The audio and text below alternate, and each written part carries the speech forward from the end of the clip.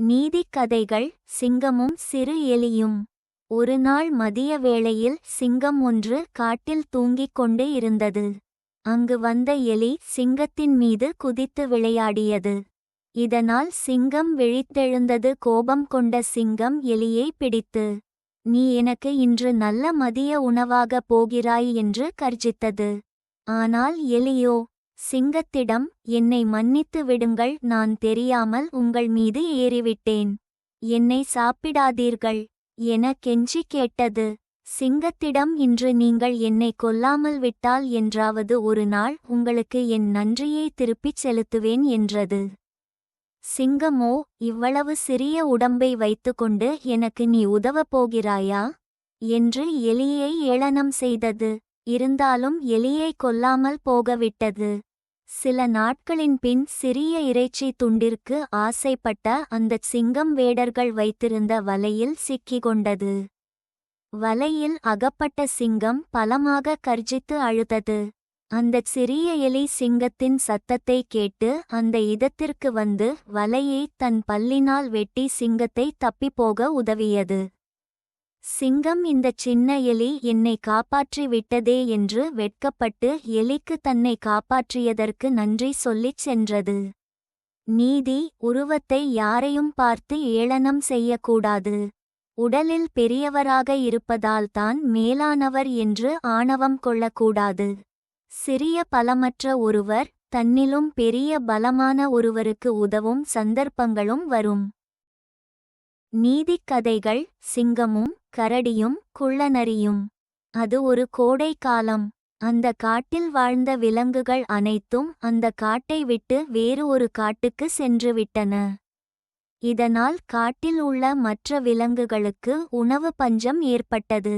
அந்த காட்டில் வாழ்ந்த சிங்கமும் கரடியும் ஒரு ஒப்பந்தம் செய்தன. சிங்கம் கரடியிடம், "நாம் இருவரும் ஒன்றாக வேட்டையாடி இரையை சமமாக பிரித்துக் கொள்வோமா" என்றது. கரடியும் சம்மதம் தெரிவித்தது. ஒருநாள் சிங்கமும் கரடியும் வேட்டைக்குச் செல்லும்போது வழி தவறிய கால் உடைந்த மான் குட்டி ஒன்று வழியில் அமர்ந்திருப்பதை பார்த்தன. சிங்கத்திற்கும் கரடிக்கும் அளவற்ற மகிழ்ச்சி. ஏனெனில் சிங்கமும் கரடியும் உணவு சாப்பிட்டு 2 நாட்கள் ஆகிவிட்டது. சிங்கமோ, "அந்த மானின் வயிற்றுப்பகுதி எனக்குத்தான்" என்றது. கரடியோ, "இல்லை இல்லை, அதன் வயிற்றுப்பகுதி எனக்குத்தான்" என்றது. மானை பங்கு போடுவதில் சிங்கமும் கரடியும் பயங்கரமாகச் சண்டை செய்தன. வெகுநேரம் சண்டை செய்ததால் இரண்டும் களைப்படைந்து விட்டன. அதனால் இரண்டும் தரையில் சாய்ந்தன.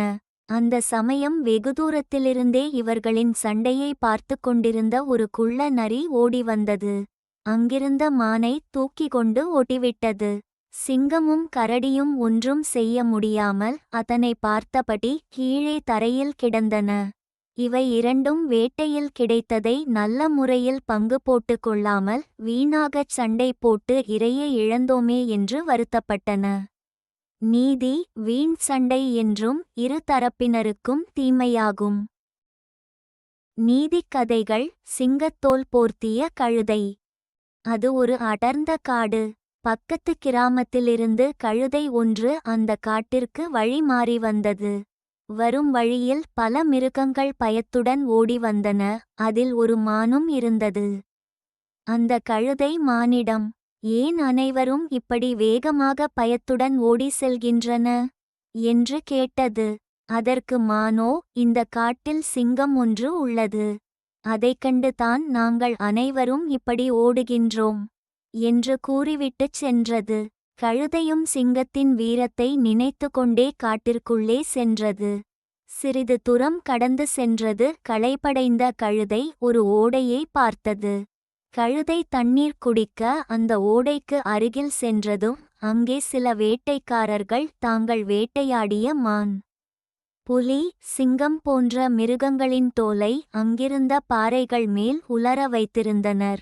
அதை பார்த்ததும் கழுதைக்கு ஒரு ஆசை வந்தது. உடனே ஒரு சிங்கத்தின் தோலை எடுத்து தன் உடம்பின் மேல் போர்த்திக் கொண்டது. அந்த கழுதையும் பார்ப்பதற்கு சிங்கம் போலவே இருந்ததனால் மற்ற மிருகங்களும் கழுதை பார்த்து பயந்து ஒதுங்கிச் சென்றன. மிருகங்கள் எல்லாம் தன்னை பார்த்து பயந்து மரியாதையாக வழி கொடுத்து ஒதுங்கிப் போனதை பார்த்து கழுதைக்கு கர்வம் தலைக்கேறியது. சிறிது தூரம் அந்த கழுதை அந்த காட்டில் உலாவிக் கொண்டிருந்தது. செல்லும் வழியில் நரி ஒன்றினை அந்த கழுதை பார்த்தது. சரி, இந்த நரியையும் பயமுறுத்தலாம் என்று நினைத்து நரியின் அருகில் சென்றது. நரியும் பயத்தில் நடுங்கிக் கொண்டே, சிங்கராஜ, நான் தெரியாமல் இந்த பக்கம் வந்துவிட்டேன், இனி நான் இந்த காட்டிற்கே வரமாட்டேன் என்று கழுதையிடம் கூறியது. கழுதையும் சிங்கம் போல கர்ஜிக்கணும்னு நினைச்சு கனைத்தது. அதோட குரல் அது கழுதைன்னு நரிக்கு காட்டிக் கொடுத்தது. அதன் பிறகு அந்த கழுதைய நரி மதிக்கவேயில்லை. எனக்கு கோபம் வருவதற்குள் இங்கிருந்து சென்றுவிடு என்றது கழுதை. அதற்கு நரியோ கழுதையை பார்த்து முடியாது என்று பதில் கூறியது.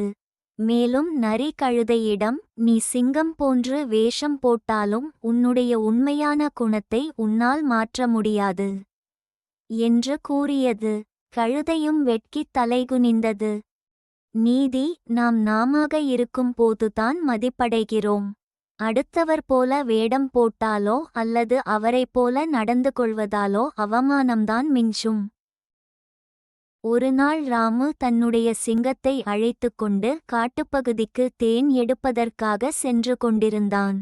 செல்லும் வழியில் தங்களில் யார் அதிக வீரமுள்ளவர்கள் என்பதைப் பற்றி சிங்கமும் ராமுவும் பேசிக்கொண்டு சென்றனர்.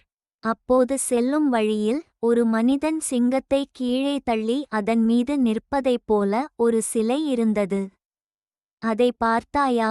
யாருக்கு அதிக வீரம் இருக்கிறது என்பது இதிலே தெரிகிறது என்றான் ராமு. ஓ, அது மனிதன் செய்த சிலை. ஒரு சிங்கம் அந்த சிலை செய்திருந்தால் மனிதனை கீழே தள்ளி அவன் மீது தான் நிற்பது போலச் செய்திருக்கும் என்று சொல்லியது சிங்கம். நீதி தனக்கென்றால் தனி வழக்குதான். காட்டில் விறகு வெட்டுவதற்காக சென்று கொண்டிருந்தான் மனிதன் ஒருவன். அப்போது காட்டில் எங்கிருந்தோ சிங்கத்தின் கர்ஜினை கேட்டது. பயத்துடன் ஓடத் தொடங்கினான் மனிதன். மனிதனே, பயப்படாதே, இங்கே வா, நான் உன்னை ஒன்றும் செய்ய மாட்டேன் என்ற குரல் கேட்டது. தயக்கத்துடன் குரல் வந்த திசையை நோக்கிச் சென்றான் மனிதன். அங்கு ஒரு கூண்டில் சிங்கம் அடைப்பட்டு இருந்தது. வேட்டைக்காரர்கள் சிலர் சிங்கத்தை உயிருடன் பிடிப்பதற்காக ஒரு கூண்டு செய்து அதற்குள் ஓர் ஆட்டை விட்டு வைத்திருந்தனர். ஆட்டிற்கு ஆசைப்பட்ட சிங்கம் கூண்டிற்குள் மாட்டிக்கொண்டது. மனிதனை பார்த்த சிங்கம், மனிதனே, என்னை இந்த கூண்டிலிருந்து விடுவித்துவிடு, நான் உனக்கு பல உதவிகளைச் செய்வேன் என்றது. நீயோ மனிதர்களைக் கொன்று தின்பவன், உன்னை எப்படி நான் விடுவிக்க முடியும் என்றான் மனிதன். மனிதர்களை கொல்லும் சுபாவம் எங்களுக்கு உண்டு தான். அதற்காக உயிர்காக்கும் உன்னை கூடவா அடித்துக் கொன்றுவிடுவேன். அவ்வளவு நன்றியில்லாதவனா நான்? பயப்படாமல் கூண்டின் கதவைத் திற, உன்னை ஒன்றும் செய்ய மாட்டேன் என்று நைசாக பேசியது சிங்கம்.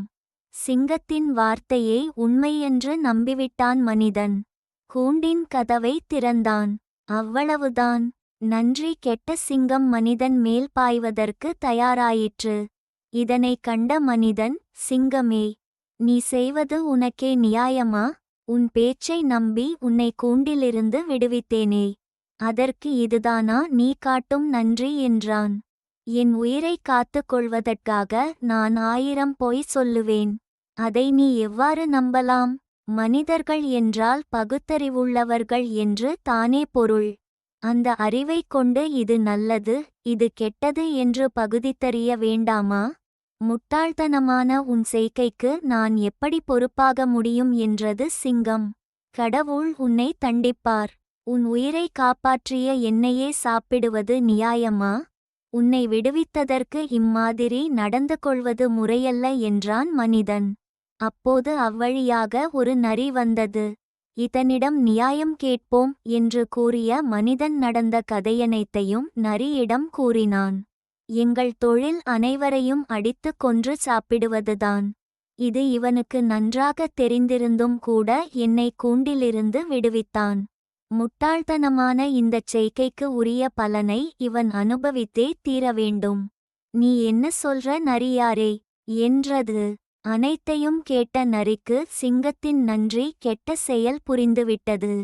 உதவி செய்த மனிதனை காப்பாற்றி சிங்கத்தை கூட்டில் பூட்டிவிட தந்திரமாக செயல்பட்டது. அதனால் ஒன்றும் புரியாததைப் போல் பாவனை செய்து, நீங்கள் இந்த மாதிரி சொன்னால் எனக்கு ஒன்றுமே புரியல. ஆரம்பத்திலிருந்து சொல்லுங்கள் என்றது நரி. உடனே சிங்கம் சொல்லத் தொடங்கியது. நான் அந்த கூண்டிற்குள் அடைந்து கிடந்தேன். எந்த கூண்டிற்குள் என்றது நரி. அதோ இருக்கிறதே அந்த கூண்டிற்குள் என்றது சிங்கம். எப்படி அடைந்து கிடந்தீர்கள் என்றது நரி. சிங்கம் விடுவிடுவென்று கூண்டிற்குள் சென்றது. இதுதான் சமயம் என்று கருதிய நரி சட்டென்று கூண்டுக் கதவை இழுத்து மூடியது. நரியாரே, இது என்ன அயோக்கியத்தனம்? நியாயம் கூறுவதாகக் கூறி என்னை மறுபடியும் கூண்டில் அடைத்துவிட்டீரே என்று கத்தியது சிங்கம். நீங்கள் பேசாமல் கூண்டிற்குள்ளேயே இருங்கள். நான் ஒன்றும் இந்த மனிதனைப் போல் முட்டாள் அல்ல. உங்களுக்கு சாதகமாக நியாயம் சொன்னால் முதலில் மனிதனை அடித்துக் கொல்வீர்கள். பிறகு என்னையே அடித்துக் கொன்று விடுவீர்கள். அதனால் தான் உங்களை கூண்டிற்குள் செல்லுமாறு செய்து கதவை பூட்டிவிட்டேன் என்றது நரி. நன்றி மறந்த சிங்கம்தான் செய்த தவறை எண்ணி வருந்தியது. நீதி: ஒருவர் செய்த உதவியை எப்போதும் மறக்கக்கூடாது.